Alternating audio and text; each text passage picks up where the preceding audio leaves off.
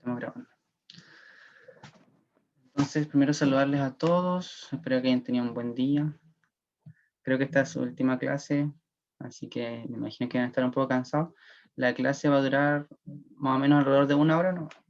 Eso es como lo que se estima conveniente, así que vamos a tratar de hacerlo lo más explicativo posible.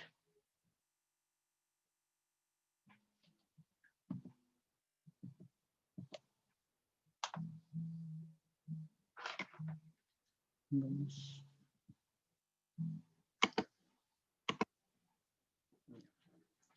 Para los que no tienen la guía, que estaba en CDoc Module, aquí está el problema 1. Dice, describa algunas de las disyuntivas a las que se enfrenta. Y aquí salen 4 alternativas. Dice, una familia que tenga que decidir si compra o no un nuevo automóvil. Y aquí como base tienen que tener en cuenta, y no sé si el profe ya le ha pasado lo que significa el costo de oportunidad. El costo de oportunidad es lo que uno deja de hacer por hacer otra cosa.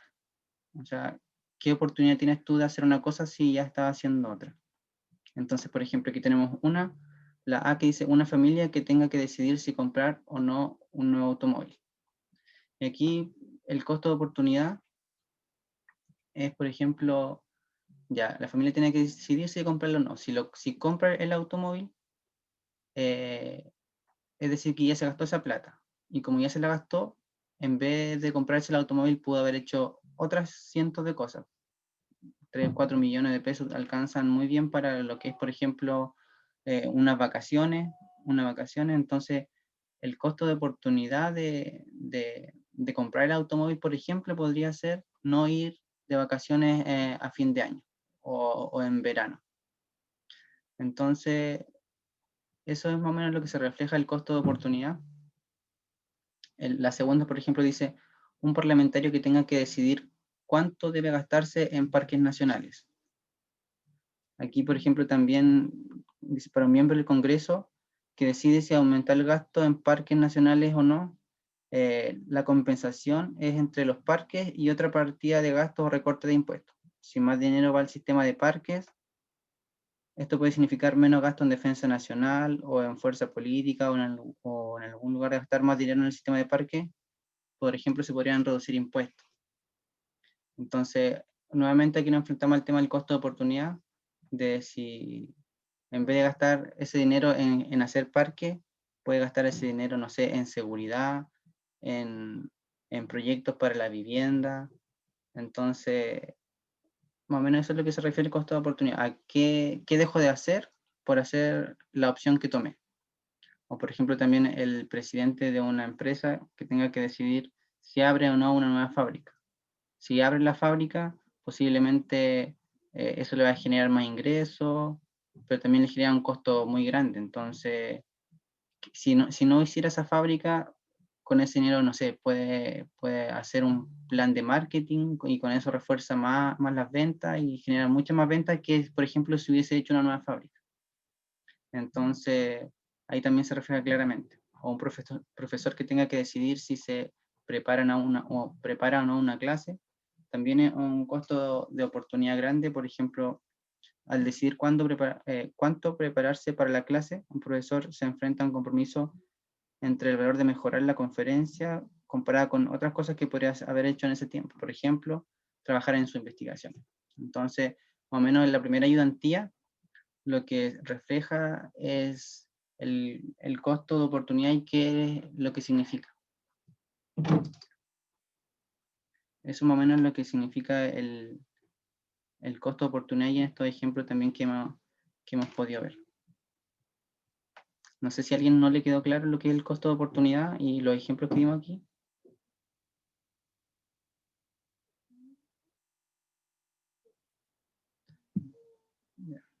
Pasemos a la segunda pregunta. Dice, su compañero de habitación es mejor cocinero que usted, pero usted limpia más deprisa que él. Si él hiciera todas las comidas y usted toda la limpieza, ¿le llevarían a ustedes su tarea más o menos tiempo que si se la repartieran igual? Bueno, aquí obviamente conocemos, yo creo, no sé si alguien me puede decir cuál sería la respuesta de esto. ¿Le llevaría a usted sus tareas más o menos tiempo si se repartían las tareas de formas iguales?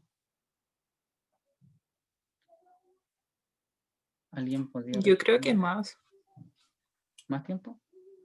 ¿Por qué? porque puede que a una persona le cueste más hacer la comida, entonces se va a demorar más. O lo mismo con el aseo. Claro. Ese es más o menos el otro tema que se plantea acá, que es el tema de la especialización. O sea, es bueno especializarse dado que se pueden reducir tiempos. Por ejemplo, como decía aquí, si uno sabe hacer mejor la limpieza y otro sabe mejor cocinar, mejor que cada uno se dedique a lo que es mejor.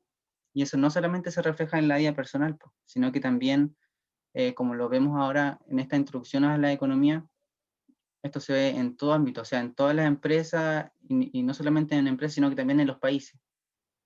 O sea, ¿qué país puede sacar mejor provecho de sus recursos que posee? Y aquí dice, cita un ejemplo parecido a la especialización. Y aquí yo les tengo este ejemplo de la exportación. Aquí sabemos que Chile es uno de los grandes productores de salmón a nivel mundial, ¿cierto? Creo que es el segundo después de Noruega. Y por eso es que Chile está especializado en estos procesos, o sea, en los procesos de la producción.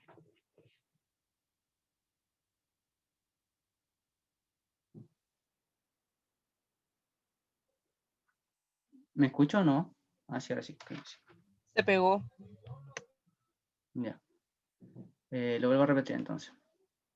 Un ejemplo claro de especialización es el tema cuando uno exporta o importa. ¿Por qué se exporta o importa? Porque hay países que están más especializados en algunos productos que otros. Por ejemplo, Chile está especializado en la producción de salmones, sobre todo acá en la zona sur. Chile es el segundo, creo que el segundo país más productor de salmón a nivel mundial. Entonces, para Chile le es fácil producir salmones, pero no le es fácil la creación de,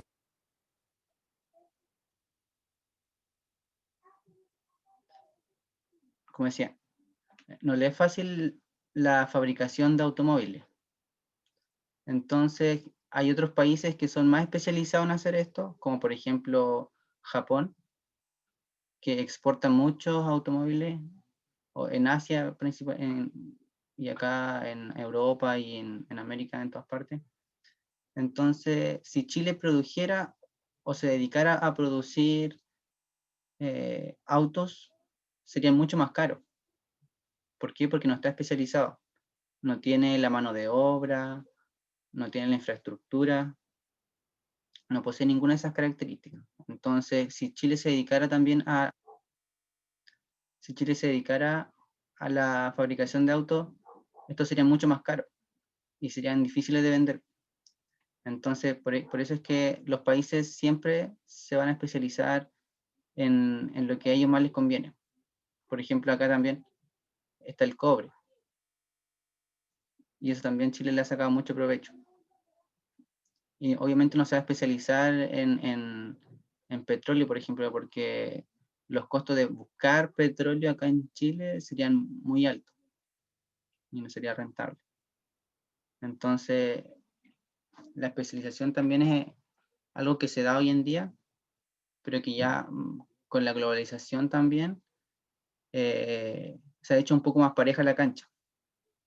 Es decir, por ejemplo, acá en Chile igual se podrían fabricar autos porque podría comprar las partes en China, en Europa, podría importarlas y fabricar autos. También se podría hacer, pero obviamente eso ya es un proceso más grande.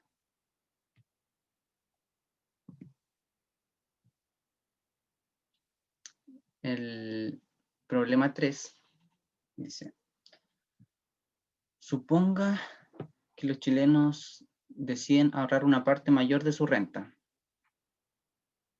O sea, nos pagan nuestro sueldo y ahorramos más. Si los bancos prestan este dinero a las empresas y éstas lo utilizan para construir nuevas fábricas, ¿cómo podría este aumentar el ahorro, acelerar el crecimiento de la productividad? ¿Cómo podría este aumento del ahorro acelerar el crecimiento de la productividad? Y aquí,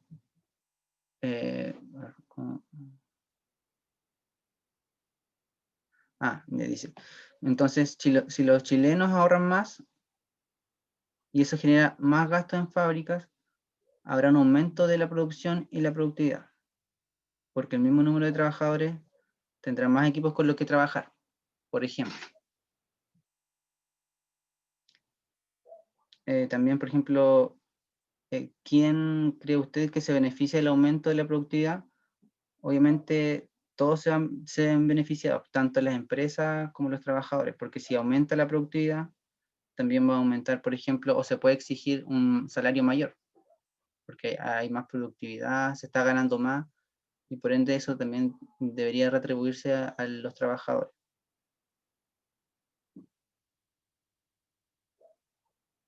Y por ende también la última pregunta dice, ¿obtiene la sociedad algo a cambio?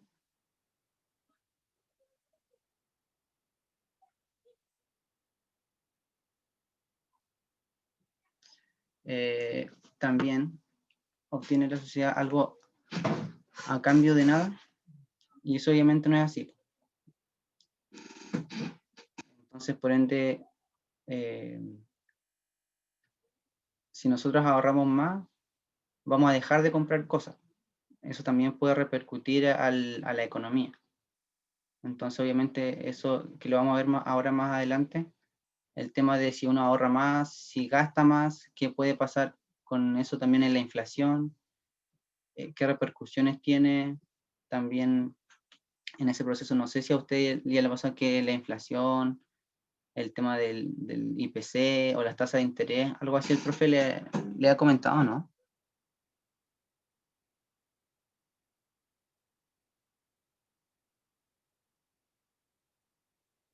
¿Ha hecho como definiciones de inflación o si eso puede repercutir en algo?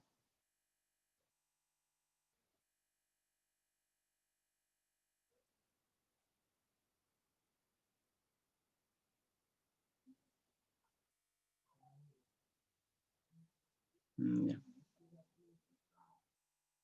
claro. Los principios básicos como de la economía, pues. O sea, esto que estamos hablando, el tema del costo de oportunidad, el tema de la especialización, cómo los países pueden especializarse en algún producto o no. Y obviamente eso pasa porque lo que se busca siempre es tener la mejor rentabilidad, o sea, los costos más bajos y venderlo lo más caro posible. Entonces, pero como acá estamos hablando del tema del ahorro, eso también repercute, por ejemplo, en el mercado financiero, en la economía. No sé, por ejemplo, en la inflación. La inflación es el alza sostenida de los precios. Entonces, cada año esa inflación se va reajustando mediante lo que se llama IPC. El IPC se va haciendo cada mes, se van viendo los precios de una canasta básica. Es decir, qué es lo que los chilenos más consumen. O sea, por ejemplo, arroz, fideo, internet, cuánto gastan más o menos en eso, y cada mes se va viendo si esos precios de esos productos o servicios han variado, si han aumentado o disminuido. Y en eso se van acumulando todos los meses por los 12 meses. Entonces, el mes de enero, el IPC, el índice de precio del consumidor, aumentó en un 0,1. En febrero, un 0,2. Y así. Y hasta llegar al mes 12 en diciembre, todo eso se suma y genera, por ejemplo, un 3%. Y eso se llama inflación. Es decir, que los productos en general en el país han aumentado un 3%. Si valían 1.000 pesos algo, ahora va a valer 1.030. Y así se va viendo la inflación. Entonces, cuando hay mayor o menor inflación o más o menos gasto de dinero, eso también repercute y que en las siguientes preguntas también lo vamos a ver. El 4, y este ya es un poco más enredado, más complicado, que tiene que ver con el costo de oportunidad. Dice, imagine una sociedad que produce bienes militares y bienes de consumo. En este caso le llamaremos cañones y mantequilla, o armas y mantequilla. Estos son dos productos que fabrica, que produce una sociedad. Por ejemplo, Chile, si produjera estos dos productos. Dice la A, trace la frontera de posibilidades de producción de estos dos productos y explique por qué es probable que esta curva, que esté curvada hacia afuera. Eso lo vamos a hacer ahora.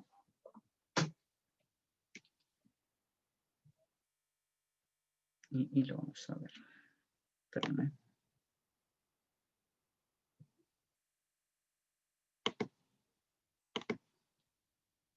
Compartir.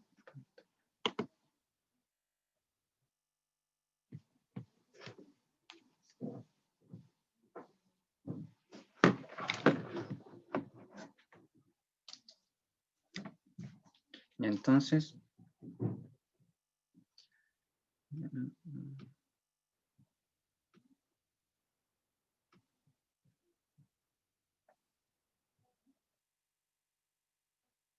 sí.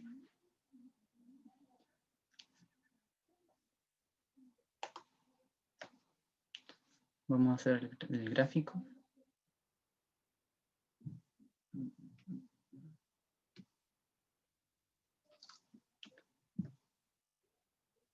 Aquí.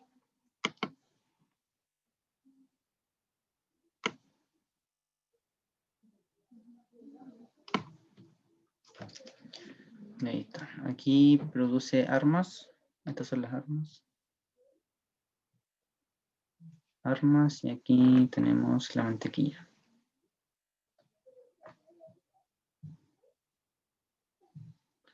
Ya, estos son los dos bienes que produce el país. Y aquí vamos a hacer la curva. Entonces, vemos que nos decía el problema. Dice, traza la frontera de posibilidades de producción de cañones y de mantequilla. Y aquí vemos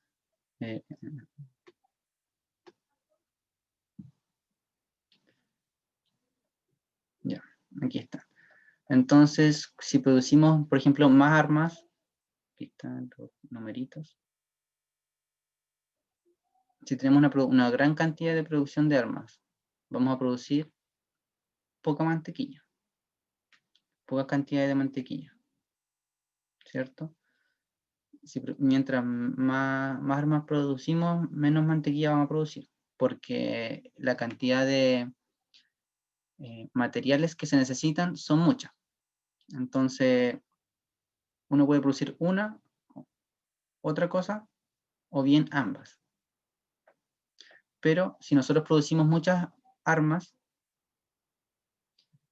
vamos a ocupar toda la tecnología que tenemos para producir estas armas. Es decir, no sé, pues tenemos 5 maquinarias y vamos a ocupar 4 para producir las armas y vamos a ocupar una para mantequilla.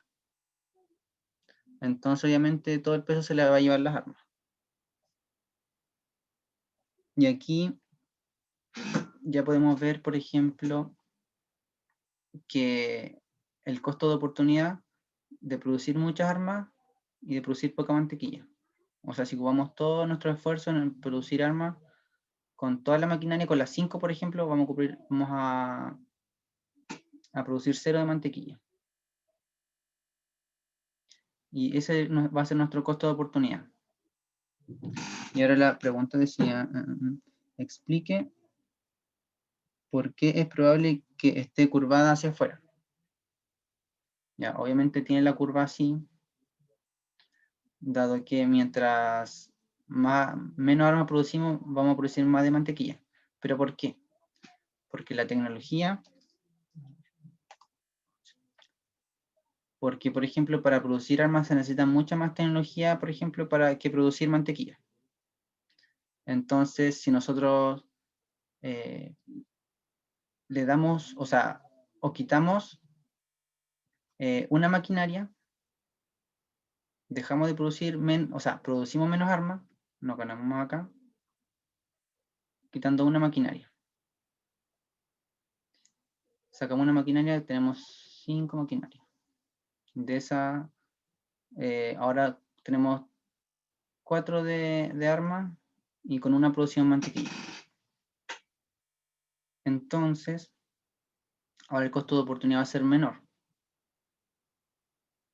Porque bueno, vamos a especializar ahora en mantequilla también, y por ende la producción de mantequilla va a aumentar. Y va a aumentar en más gran cantidad, porque así está en la curva.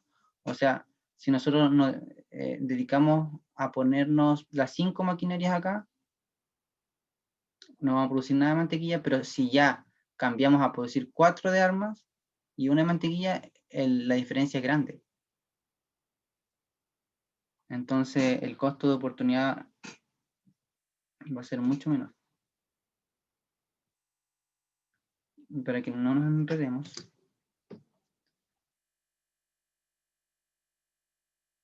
Vamos a poner.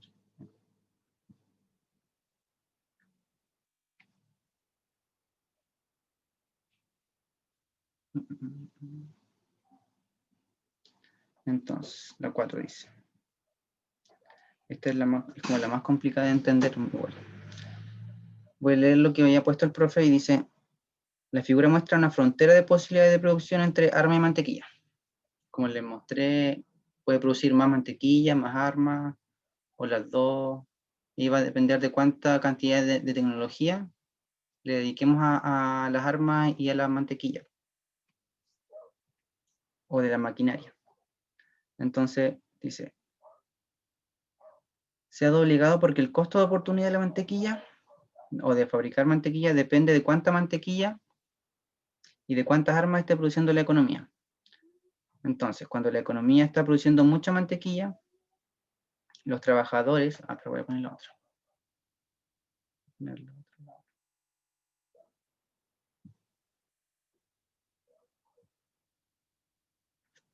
Y aquí está. Entonces, cuando la economía está produciendo mucha mantequilla, acá, por ejemplo,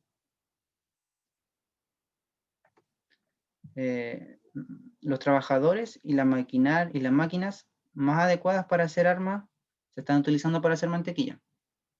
Entonces, la disposición de las 5 maquinarias o de 4 están para hacer mantequilla. Pero también dentro de estas, por ejemplo, hay algunas que son más especializadas para hacer armas. No solamente mantequilla. Entonces, el costo de oportunidad de hacer esto es grande. Dice, los trabajadores y las maquinarias más adecuadas para hacer armas se están utilizando para hacer mantequilla, por lo que cada unidad de armas entregada produce un pequeño aumento en la producción de mantequilla. O sea, si le damos una maquinaria acá, va a producir un pequeño aumento. Y así nos vamos a ir dependiendo de cuánto queramos nosotros producir.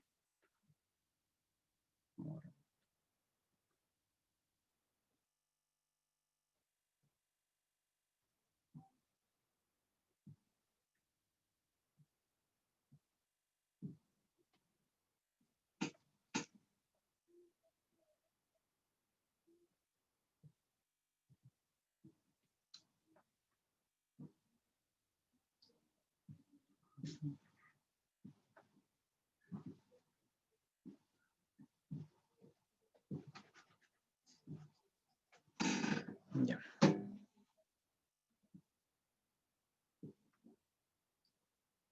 Entonces tenemos esta así.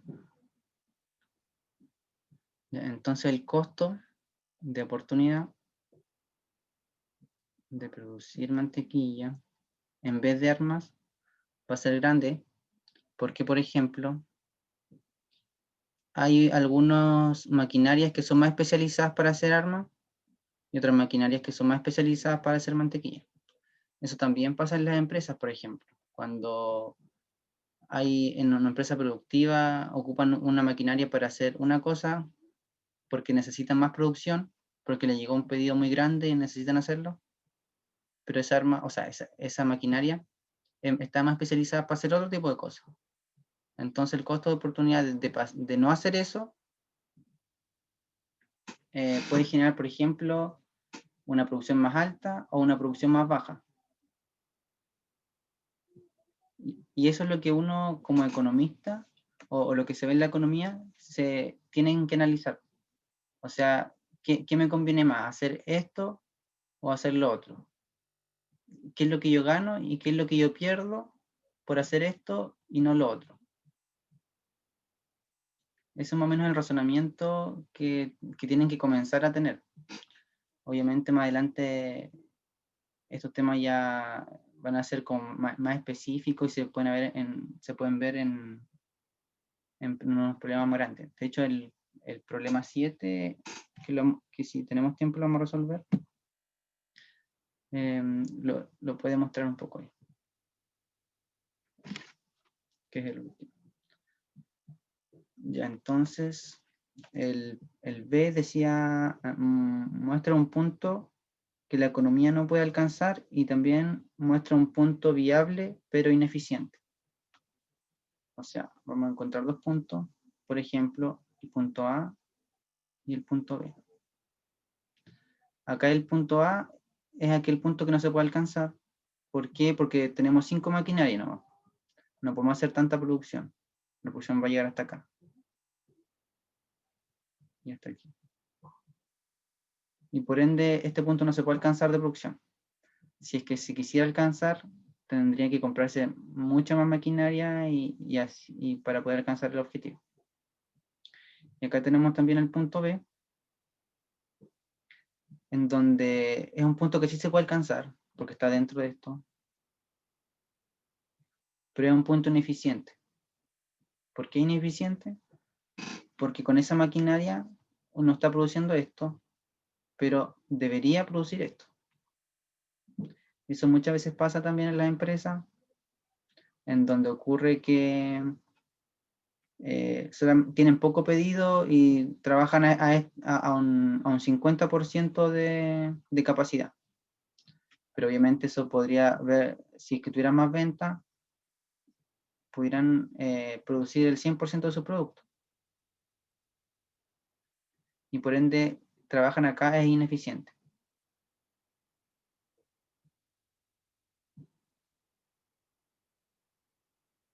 El C dice, imaginen que la sociedad tiene dos partidos políticos llamados halcones que quieren tener un ejército poderoso, palomas que quieren tener un ejército más pequeño.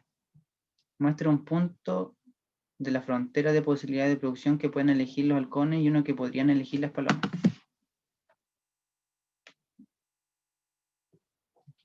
Vamos.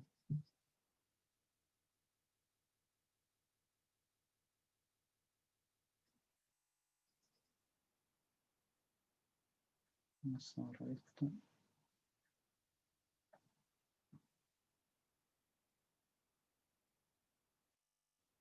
Ya tenemos esta misma curva. Entonces aquí nos ponen en una posición de dos personas.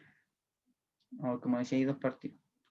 Los halcones que quieren tener más armas y las palomas que quieren tener más o menos armas. Entonces, aquí ustedes también después, con el tiempo, tienen que aprender a conocer estos gráficos, o sea, este gráfico, porque se lo van a pasar en muchas partes, tanto en economía, en finanzas, en costo, en contabilidad, cuando le toquen hacer el punto de equilibrio. Todo eso lo ven con este gráfico. Entonces, por ejemplo, aquí una producción armas, mientras más altas son las armas. Aquí está. Entonces, el partido político que quiere más armas tendría, por ejemplo, acá. Y por ende, en consecuencia, deja de producir mantequilla, por ejemplo, otra cosa. Y un partido político que quiere menos armas, baja acá, este nivel de armas. Por lo tanto, produce esta cantidad de otra cosa. Entonces, aquí tienen que ustedes ver y verificar eso. Lo vamos a ver ahora igual en otro ejemplo.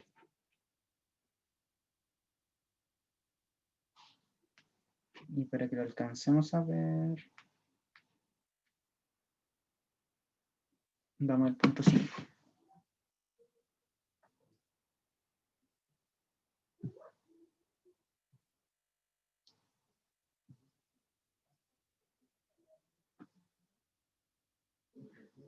Es el problema 4.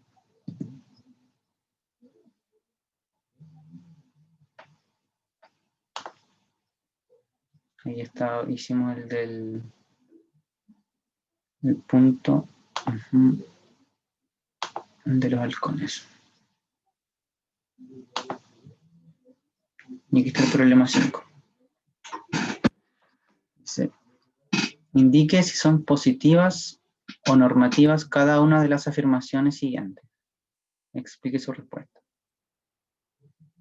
Ya, aquí quiere decir que van a ver, son 4 afirmaciones y ustedes tienen que decidir si son positivas o normativas. Cuando son una afirmación positiva, significa que son como verdades o que son así derechamente. Y las normativas son como opiniones o cosas que deberían ser, pero que no necesariamente son así. Y por ejemplo, aquí está la primera afirmación, dice, la sociedad se enfrenta a una disyuntiva a corto plazo entre la inflación y el desempleo. Yo voy a hacer esta y después le voy a preguntar cómo son las otras. En la primera afirmación debería ser positiva, porque es algo que es así realmente. En el caso de la inflación y el desempleo, es una afirmación. Es como, es la realidad. Por ejemplo, aquí, no sé si ven la foto, tenemos este gráfico de inflación y la tasa de desempleo, en la cual es inversamente proporcional. ¿Por qué? A medida que aumenta el desempleo, aquí está, a medida que aumenta el desempleo, disminuye la tasa de inflación. De nuevo, tenemos un aumento en el desempleo. Este es la curva, o sea, el eje de desempleo. Y este es el eje de la tasa de inflación. Hoy en día acá en Chile el desempleo está alrededor de un 13%. Y si ven los datos, se van a dar cuenta que la inflación es baja. ¿Por qué? Y aquí está la relación. ¿Y por qué la afirmación es positiva? Porque es una cosa que realmente es así, no se puede discutir. No es una opinión, sino que es un hecho real. Está demostrado científicamente, por los economistas en realidad. Entonces, cuando hay aumento del desempleo, hay personas que no están trabajando y por ende no están generando dinero. Al no generar dinero, no compran en el mercado. Y como no compran en el mercado, los precios no suben. Entonces, como los precios no suben, no hay inflación, es decir, hay una inflación baja. Entonces, a medida que el desempleo es mayor, nadie compra, los precios no van a subir. Entonces, es más, van a tender a bajar. Entonces, no van a subir el valor de los productos. Por eso que está inversamente proporcional entre el desempleo y la inflación. Y como les dije, la inflación es el alza sostenida de los precios. Y lo ideal es que la inflación esté entre un 3%. Y de ahí con un margen de un 1%.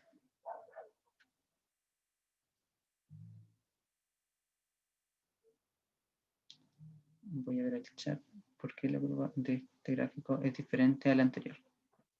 Ya, porque son dos gráficos diferentes. En el gráfico anterior estamos viendo lo que se llamaba costo de oportunidad.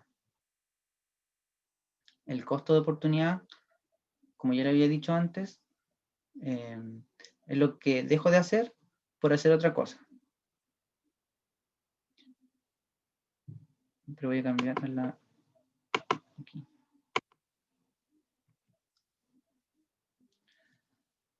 Entonces, aquí vemos que esta curva era así, porque, por ejemplo, yo fabrico un bien y fabrico mucho de ese bien. Y voy a fabricar, por ende, poco de este bien. Entonces, solamente una curva así. Más así. Es solamente la curva así porque vamos a tener los dos productos, los dos bienes producidos. Y mientras yo fabrico más de uno, acá, y aquí está el punto. Voy a fabricar poco de otro. Y aquí se ve reflejado el costo de oportunidad de los productos. Nada más. Entonces, si yo fabrico esto, voy a fabricar menos de esto otro. Y si fabrico menos del producto, un salto exponencial a fabricar más de otro. En cambio, la otra curva tiene relación con lo que decíamos del desempleo, el desempleo y la inflación. Aquí, bueno, en general, en la economía siempre van a haber muchos tipos de gráficos. Existe el de oferta y demanda, relación entre tasa de desempleo e inflación. Siempre lo que tienen que ver ustedes son el eje X y el eje Y. ¿Qué es lo que les dice? Aquí. Este es el eje X y el eje Y. Entonces, en el caso que teníamos ahora, aquí era inflación y este desempleo. El desempleo aumenta. Este es así porque la inflación va a disminuir. Y como le explicaba, va a disminuir porque menos personas van a trabajar, menos personas van a tener dinero y por ende no van a comprar en el mercado. Y como no compran, los precios no van a subir. Y como no suben los precios, la inflación es baja.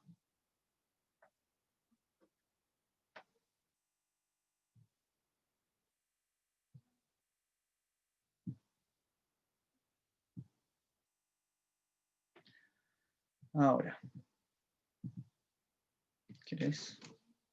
5:15. Tenemos, bueno, así la acabamos de ver. Si tienen preguntas, me dicen nomás, o levantan la mano, o prenden el micrófono, o escriben en el chat.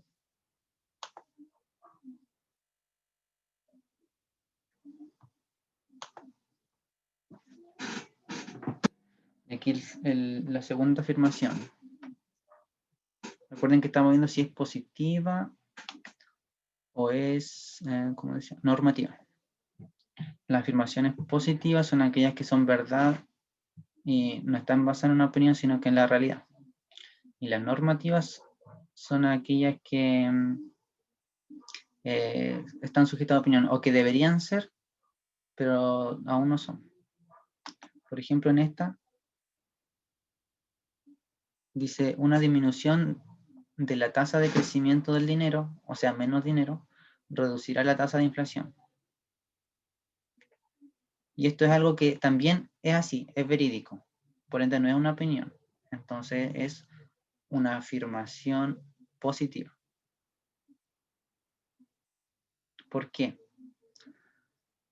Porque, por ejemplo, si hay más dinero en el mercado, va a haber más inflación. Porque las personas van a tener dinero y van a gastar. Y como gastan, los precios van a subir, se supone. Porque hay más personas que están demandando un producto. Entonces, si demandan, su precio va a subir. Por ejemplo, lo que pasa siempre con el tema de los pasajes de los buses, mucha gente va a comprar pasajes de los buses y en tema de cuando son festividades son muy altos los valores porque todas las personas están demandando porque tienen dinero. Entonces, o lo mismo pasa cuando hay menos. Si hay menos, la inflación disminuye. Y por esto, como es verdad, no es una opinión, es una afirmación positiva.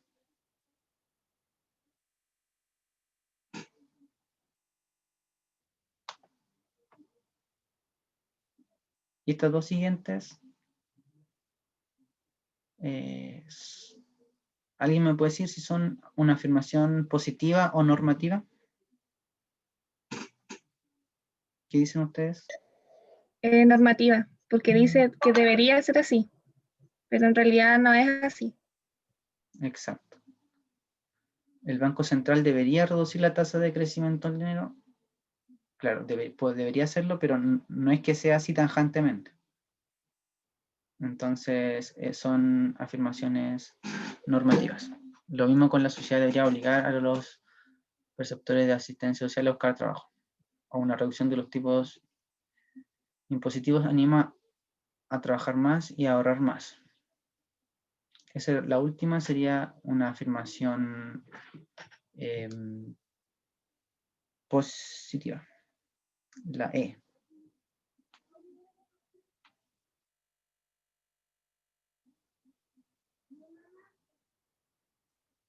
Es una afirmación positiva. Porque la E, se me juntó ahí, es algo que es así. Una reducción de los tipos impositivos anima a trabajar más y a ahorrar más.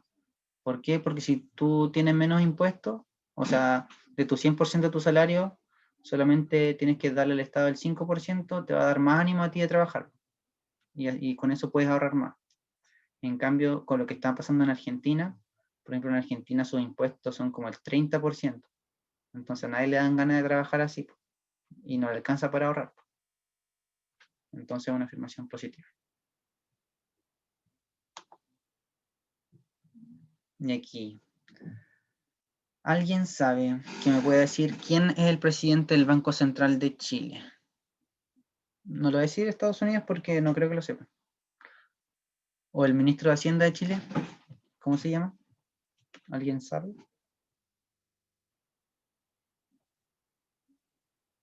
El ministro de Hacienda de Chile.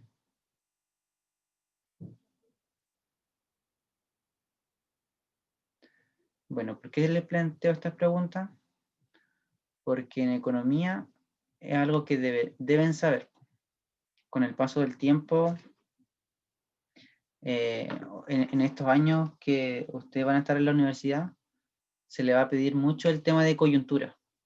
Es decir, mucha información que ustedes tienen que ir leyendo en diarios, en revistas financieras, en revistas económicas. Todo el tiempo, como ingenieros comerciales, tenemos que estar informados de todo lo que pasa a nuestro alrededor, de nuestro entorno. Por ejemplo, si alguien en quinto, en cuarto año ya no sabe quién es el ministro de Hacienda de Chile, eso ya es imperdonable. o el del Banco Central, por ejemplo. Eso ya es algo que deberíamos saber todos a estas alturas.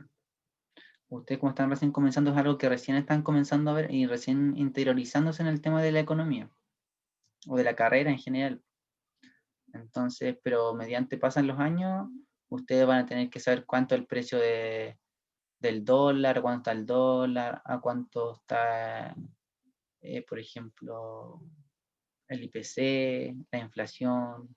Todo eso son medidas o índices que ustedes van a tener que ver todos los días, porque con eso se trabaja ya sea en ramos financieros, en finanzas, en economía, cuanto al dólar, es súper importante. Entonces tienen que tenerlo presente. Lo que yo les recomiendo es que ya desde ahora, no sé, ustedes comiencen a seguir en Instagram, por ejemplo, páginas de económicas o páginas de finanzas, o que le den una información al día. Entonces con eso ustedes ya van a poder empezar a buscar, a informarse de mejor manera. Una duda, Indusio, en lo de los ministerios. ¿Es más importante el Ministerio de Hacienda o el de Economía, como para fijarse más? Acá no hay uno como que sea más importante, pero como a nivel político, el que más importa en ese caso es el de Hacienda, porque el de Hacienda lleva todo lo que es el dinero del país, po. O sea, administra todos los fondos. Todo ese dinero pasa por él y él tiene que decidir como en qué se puede gastar en caso de emergencia, si se gasta o no. Esa decisión la toma el ministro de Hacienda. El ministro de Economía tiene relación con el tema del Banco Central. Por ejemplo, en cuánto se va a dejar la tasa de interés para los bancos en este año o en este mes, por ejemplo. Son medidas macroeconómicas y microeconómicas como que a nosotros, a las personas, no se ve reflejado de forma inmediata. Pero, por ejemplo, con el tema de los dineros, sí. Eso es como que se refleja de mejor manera a las personas. Y aquí, para que tengan conocimiento, el de su izquierda es el presidente del Banco Central de Chile, Mario Marcel. Y el de Estados Unidos es Jerome Powell, el de la derecha. Y en cuanto a los ministerios, está Ignacio Briones, que es el ministro de Hacienda, y Steven Mnuchin, que es el del Tesoro americano en Estados Unidos, que es como el símil.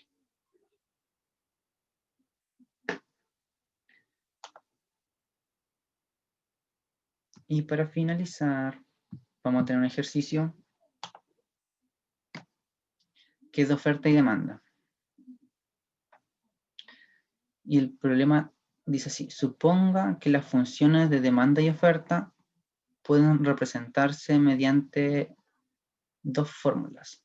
Y aquí nos dan la de demanda, que es 3000 menos 100p, y la de la oferta son 500 más 100p. Y dice, encuentre el precio y la cantidad de equilibrio. Haga un gráfico de ambas. Y esto es lo que van a ver mucho también no sé si tanto en introducción a la economía, pero sí en microeconomía, en macroeconomía. Lo van a ver muy seguido. Así que tienen que aprender primero a interpretar lo gráfico y después también a hacerlo. Así que vamos a hacer este ejercicio para finalizar.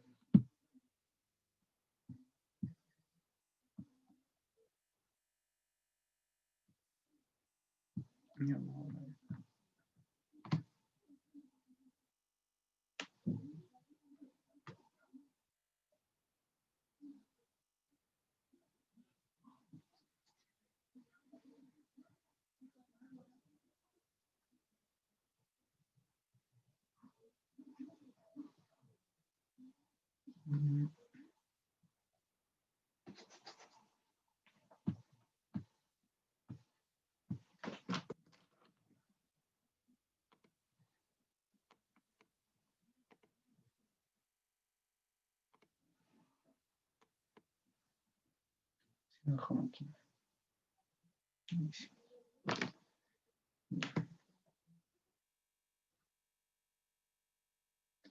Entonces,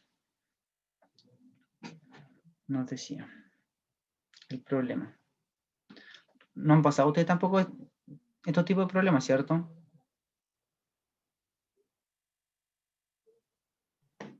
Todavía no. Entonces el profesor me dijo que le pasé este problema como para hacerle una introducción a lo que se va a ver.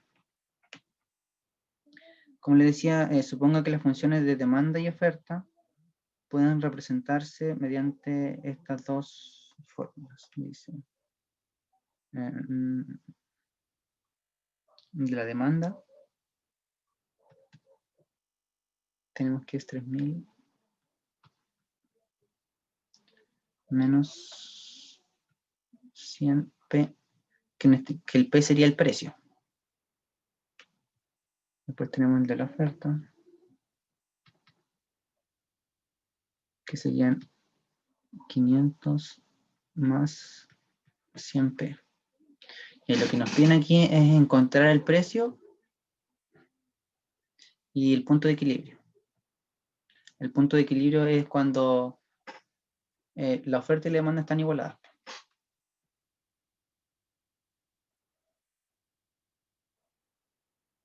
Pues vamos a ver el gráfico.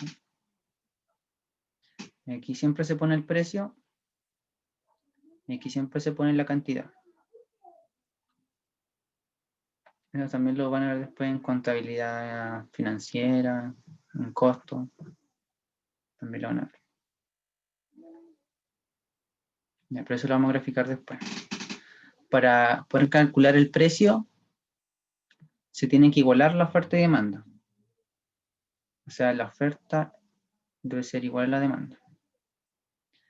Y sabemos que la oferta son 500 más 100p.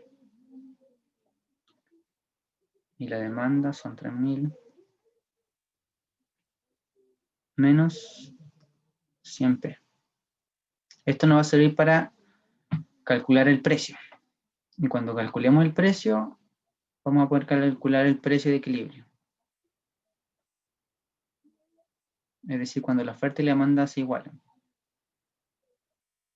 Para eso primero lo voy a decir que es la oferta, es la curva de la oferta. Tenemos aquí la curva de la oferta. La curva de la oferta siempre va a tener esta pendiente positiva. ¿Por qué? Porque en mayor precio, más las personas van a querer ofrecer sus productos. O sea, si yo vendo lápices, si el lápiz en promedio está a 1000 pesos, voy a querer vender 1000 unidades. En cambio, si tienen un precio de 100, no voy a querer vender mucho porque está muy barato. Entonces, a medida que el precio aumenta, voy a querer vender más. En cambio, tenemos la curva de la demanda. Ahí está la demanda. La demanda siempre va a tener esta pendiente negativa. Siempre cuando hablan de oferta y demanda van a hacer esto. Oferta, demanda. La pendiente de la demanda siempre va a ser negativa porque en mayor precio, menos personas van a querer comprar. Aquí va a estar. Como es aquí el precio, la demanda va a estar acá, la cantidad. Siempre va a ser poca, porque el precio es muy alto. En cambio, si el precio disminuye, aquí va a estar la demanda acá. Si el precio es más bajo, la demanda va a ser mayor. Y así sucesivamente. Si el precio es más bajo aún, la demanda va a ser aún mayor. Por eso siempre tienen que tener en cuenta la curva de la oferta, la pendiente positiva de la oferta siempre va a ser positiva. Y la pendiente de la demanda siempre va a ser negativa. Ya. Entonces ahí continuamos. Entonces, vamos a hacer una más aquí para explicarle el punto de equilibrio antes de calcularlo. Ya, como les mencioné, la curva de la oferta o oferta. Y aquí la curva de la pendiente de demanda. Entonces, si es que un oferente tiene mucha oferta, las personas, como tienen mucha oferta, no va a poder vender a un precio muy alto, porque las personas se van a regodearse en ese sentido, pueden elegir a muchas personas. Como hay mucha oferta del producto, por ejemplo, tenemos el pellet. Hay muchos productores de pellet. 1, 2, 3, 4, 5, 6. Ya, hay 6 productores de pellet y por ende la oferta de pellet es muy alta. ¿Y qué pasa cuando es muy alta? Los precios van a tender a disminuir. Porque si uno le ofrece el precio muy alto, el otro se va a ir a buscar al otro, que le ofrezca el precio más bajo. Y aquí después esto va a tender al equilibrio. Y por ejemplo, si existe muy poca demanda de pellet, o sea, muy pocos productores de pellet y mucha demanda de pellet, el precio va a tender a subir. Porque todos van a querer comprar y hay muy poco. Entonces, ese versus que se va a producir entre cuánto ofrezco y cuánto demando, va a llegar a tender a un precio. Entonces, si aquí había muchos productores y personas que querían comprar, los productores van a tener que bajar el precio para que le compren a él. Y por ende se va a fijar el precio que van a elegir. Y aquí llegamos al punto de equilibrio. Siempre se va a llegar a un equilibrio, ya sea de 1.000, 2.000, 5.000 pesos el saco, por ejemplo. Pero siempre se va a tender a un equilibrio. Y eso es lo que vamos a encontrar nosotros ahora.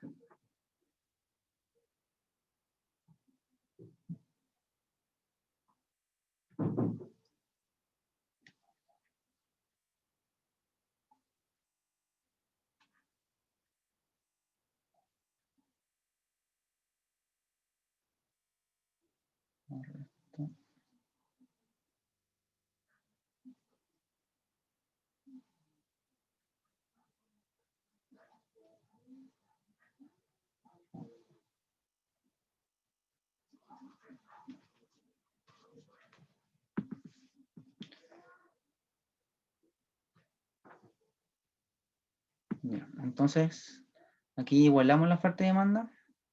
Y esto solamente álgebra. Tenemos los 100 aquí. 100p. Pasamos a este 100. Está restando, lo pasamos sumando. 100p. Y aquí tenemos los 3.000. Como está en los 500 al lado ya, está sumando, lo pasamos restando. Unos 500. Y aquí nos queda 200p, que sería nuestro precio, igual a 2.500.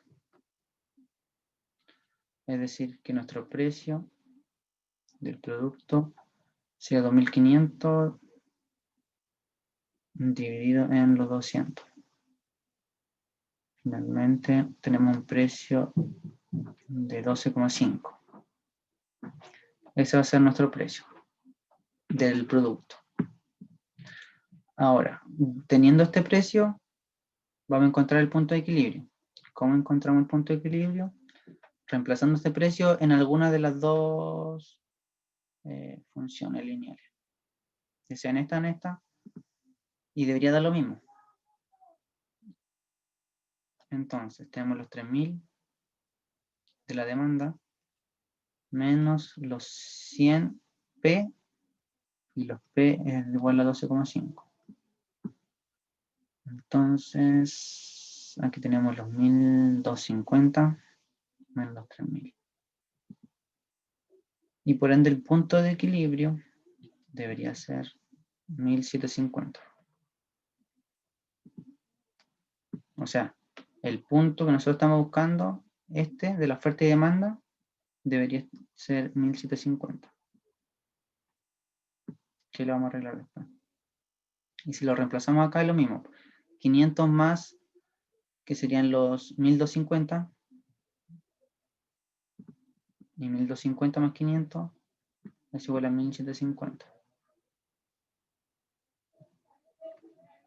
Entonces, de las dos, reemplazando el precio en cualquiera de las dos, nos va a dar lo mismo. 1750 y 1750.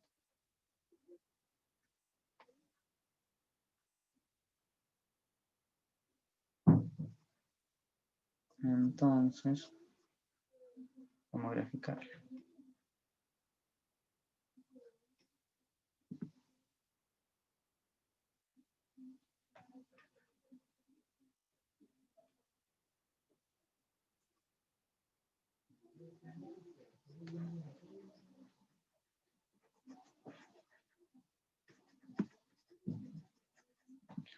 Ya.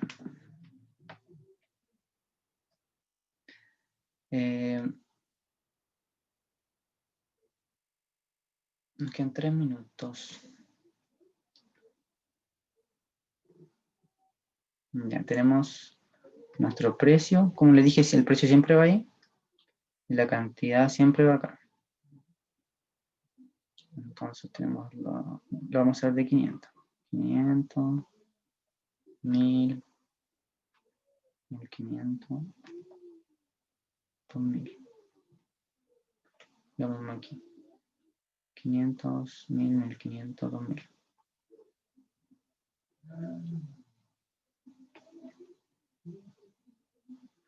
$2.500 y 3.000. Y aquí igual. Vamos a hacer 3.000. 2.500 y 3.000. Para saber de qué punto comienza, lo reemplazamos. Siempre, por ejemplo, partimos de que el P es 0. Si nuestro P es 0, 0 por 100 es 0 y por ende la demanda comienza en 3.000. Aquí tenemos los 3.000. Acá es la demanda y acá es la oferta. Entonces la demanda, así. Esta es la demanda. Y la oferta, tenemos los 500. Y como aquí es 0, 100 por 0 es 0, y partimos del 500. Hacemos la curva de la oferta. Y aquí es nuestro punto de equilibrio. Donde se cruzan las dos rectas es nuestro punto de equilibrio. Entonces llegamos a la conclusión, el punto de equilibrio está por aquí.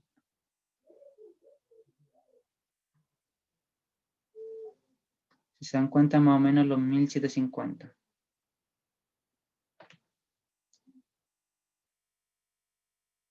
Y aquí está aquí. Y aquí está los 1500. Y aquí está el 1750. Aquí lo pondría. Y ese es el punto en el cual se va a comprar y vender el producto, por ejemplo. Ya sea el pellet.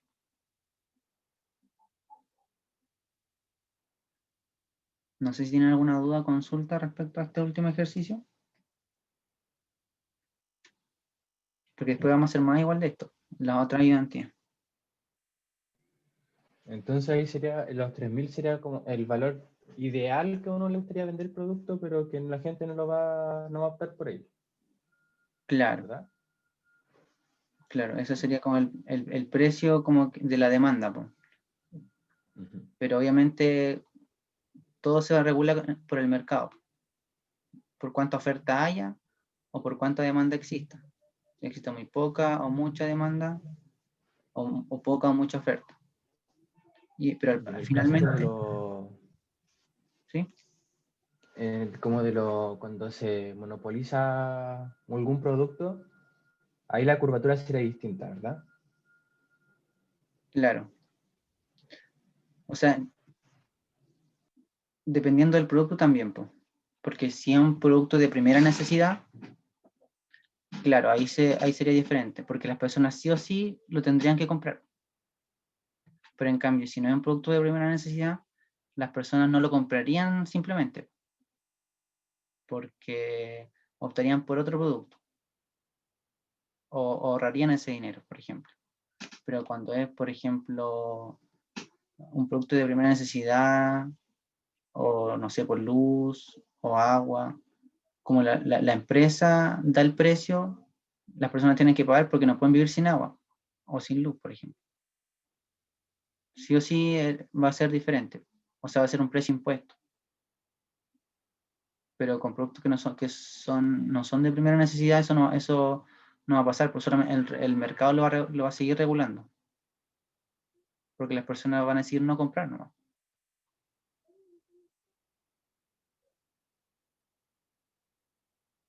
Dale, gracias. ¿Alguna otra duda, consulta? ¿Entendieron más o menos cómo era el proceso del cálculo, cierto? Sí, sí, todo claro. Ya. Entonces, de ahí, cuando el profe me diga, vamos a agendar más ayudantías, pues. Voy a preguntar al profe como qué es lo que más quiere que vea o qué están pasando, para que ustedes también me hagan consulta de lo que necesitan. Así que yo creo que la otra clase o el otro horario va a ser el mismo jueves, pero a las 6, o el viernes como a las 1 o a las 2. Porque en este horario me cambiaron una clase, no voy a poder hacerlo más en este horario. Pero ahí nos ponemos de acuerdo. Siempre le voy a mandar correos por su Civic Module para que ustedes también lo vean. Es importante que ustedes ocupen la herramienta porque todos los profes se comunican por ahí o por correo. Entonces, para que vayan al día igual. Así que eso, chicos, no les quito más tiempo. Y los que puedan, también recuerden, esperen, voy a dejar de grabar y compartir pantalla.